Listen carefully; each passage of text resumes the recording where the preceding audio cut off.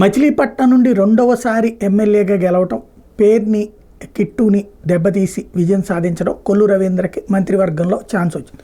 మచిలీపట్నం నుంచి కంటిన్యూగా ఛాన్స్ వస్తాను. అంతకుముందు రవీంద్రకి కావచ్చు, తర్వాత పేరు నానికి మధ్యలో తగ్గింది, ఆగింది. ఇప్పుడు మళ్ళీ కొల్లు రవీంద్రకి ఛాన్స్ వచ్చింది.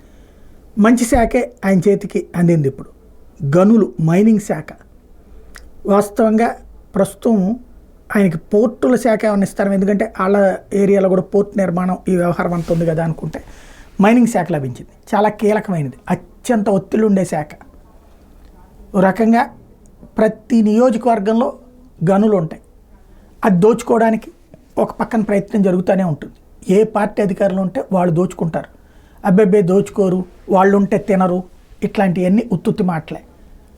ఒక రకంగా చెప్పాలంటే భారీగా నిధులు సమకూరే శాఖ వ్యక్తిగతంగా, పార్టీ పరంగా అది గనుల శాఖే.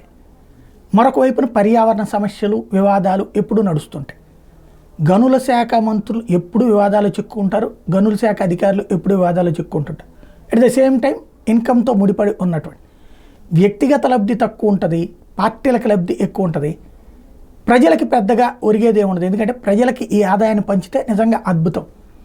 ఈ గనుల నుండి వచ్చే డబ్బులతో కనుక రాష్ట్ర ఖజానాకి చేరిస్తే అద్భుతం. నభూతో నభవిష్యతి.